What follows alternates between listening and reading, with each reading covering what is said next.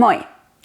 Uuden kielen oppiminen pitää aina sisällään erilaisia kompastuskiviä, jotka voi joskus olla aika nolojakin tilanteita.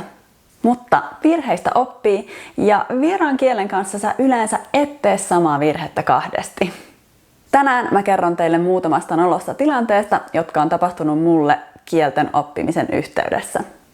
Ensimmäinen, mikä mulle tulee mieleen, on se kerta, kun mä vedin tanssituntia yhdellä mun kotikaupungin kuntosalilla.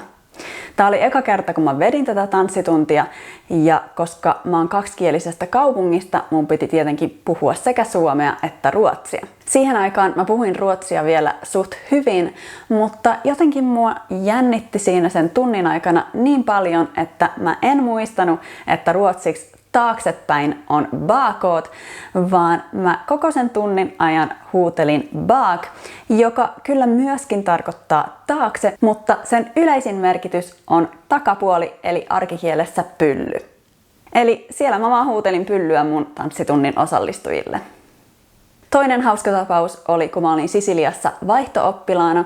Mä olin opiskellut italiaa vuoden ajan luonnollisen menetelmän avulla, joten mä puhuin sitä tosi sujuvasti ja mun yliopiston luennot oli italiaksi.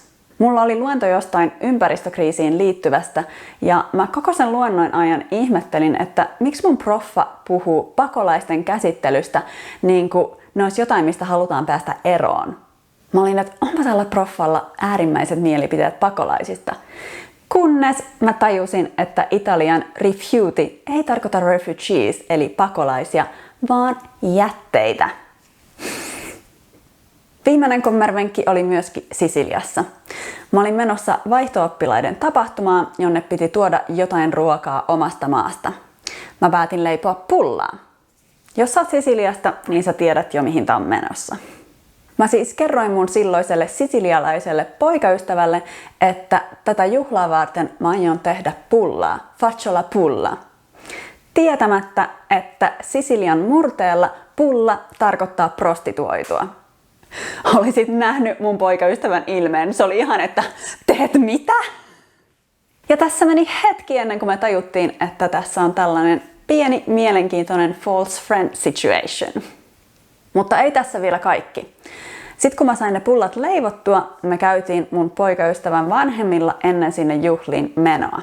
Sen äiti sitten kysyi, että no mikä tämän suomalaisen herkun nimi on?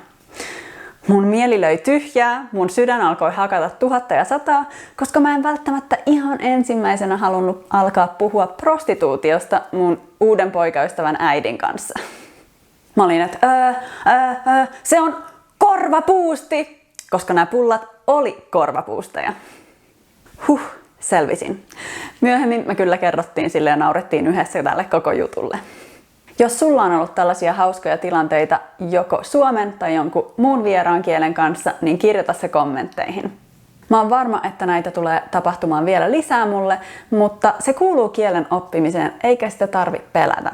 On parempi uskaltaa käyttää uutta kieltä kuin pelätä huudella pyllyä kokonaisen tanssitunnin ajan. Moikka!